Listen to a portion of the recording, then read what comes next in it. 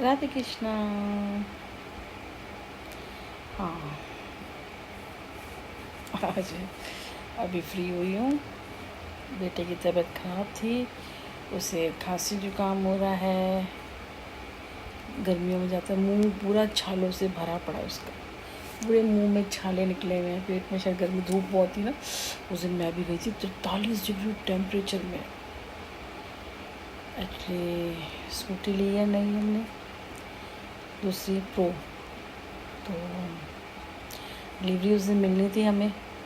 तो फिर हमने कहा, एक्चुअली देने तो उसने कहा था 10-11 बजे तक आ जाना, लेकिन थोड़ा फिर ये उठने में देर, क्योंकि तबीयत बहुत ख़राब थी और लेने जाना था, फिर मंदिर भी जाना था। तो मंदिर थोड़े बंद हो गए थे 12 बजे। हमने कहा इसका काम करा लेते हैं, जो लगाना होता है इसमें वो लगवाया, और उसके बाद कोल बाग चले गए थे। फिर वापसी आए, वहाँ पे झंडे वाले मंदिर चले गए, फिर वापसी आए, ये वाले मंदिर में भी करना था। मंदिर से करवा के इसकी पूजा, उसके बाद फिर यहाँ आए तो किसी के यहाँ पे कुछ वो एंट्रेंस में काम हुआ तो कहते स्कूटी अंदर जा नहीं सकती है 2 घंटे के बाद। अब 2 घंटे और घूमते रहे तो लेट हो गए थे। फिर आई तो इसको नहला के बिठाया था। मैं कहा तू बैठ जा, मैं फटाफट सफाइयाँ कर लूँ। फटाफट सफाइयाँ करी, जो भी डस्टिंग वस्टिंग करके सफाइयाँ करके फिर बाथरूम करती हूँ। जब नहाने जाती हूँ तो बाथरूम कर देती हूँ।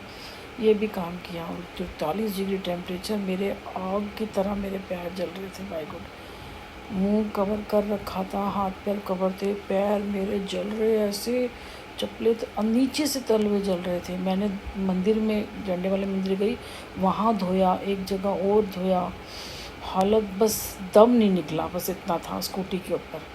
और वहाँ सब ऐसे कर रहे थे, सब कैसे चल रहे थे। वो जहाँ स्कूटी का काम कराई वो भी बुरे हालत। मेरा बेटा कह रहा मम्मा बिल्कुल लाल हो पड़े हो बड़ी। वो भी स्कूटी वाला भी मेरे देख के घबरा गया। उसने मुझे स्टूल दिया, उसने कहा मैडम आप यहाँ बैठ जाओ, टाइम कहता मैं आपका काम जल्दी करा दूँगा। जबकि मैंने उसको कुछ भी नहीं बोला, मैं सिर्फ खड़ी हो गई। मैंने कहा ऐसे पूरा दिन बैठती हूँ, गर्मी बहुत है, बस इतना बोला। कह रहा हाँ, कह रहा नहीं, कहते हम लोगों को तो आदत हो गई है ये सारे। मैं बोला वही देख रही थी, सारे मज़दूर भी काम कर रहे थे और बड़े आराम से, उन्हें कुछ भी नहीं हो रहा था। और बेटा कहता मैं भी जाता हूँ दोपहर में, इतना मैं तो उसको हैबिचुअल हो गया। और ऐसे जल रही थी मैं तो, जैसे कि 44 डिग्री में जाऊँगी मैं तो पागल ही हो जाऊँगी इसका मतलब। और पैर पे धूप लग रही थी, वो 2 शेड में पैर हो गया मेरा। जो ढका हुआ था वो ज़्यादा ही गोरा हो गया और जैसे पसीज सा गया। और चप्पल में वैसा हाथ भी, मतलब समझ नहीं, मेरे हाथ भी ऐसे बांध के छुपा रखे थे।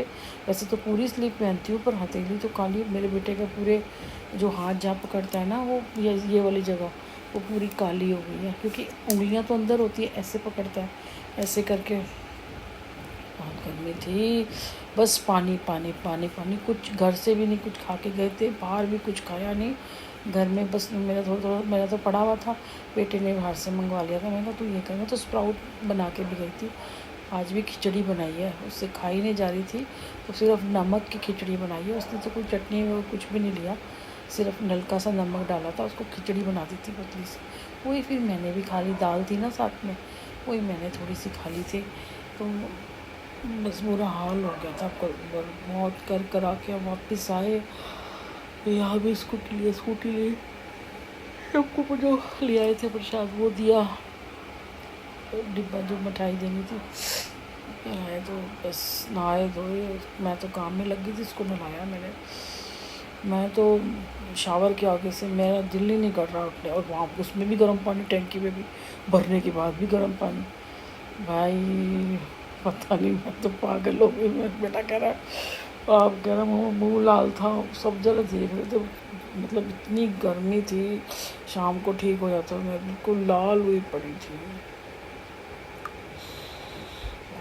बहुत गर्म है भाई, बहुत गर्म है। आज वो जाल लगवा दिया था, मैंने कहा उसको बोला, कहता हम आ जाते हैं। मैंने कहा आ जा भाई लगा दे। पूरी गैलरी गंदी थी, वो सफाई करी मैंने तो हो जाता है। बेटा वो जल रहा है, बाहर अंदर है, अंदर है वो अच्छा बंद है, नहीं वो झूमर जल रहा था।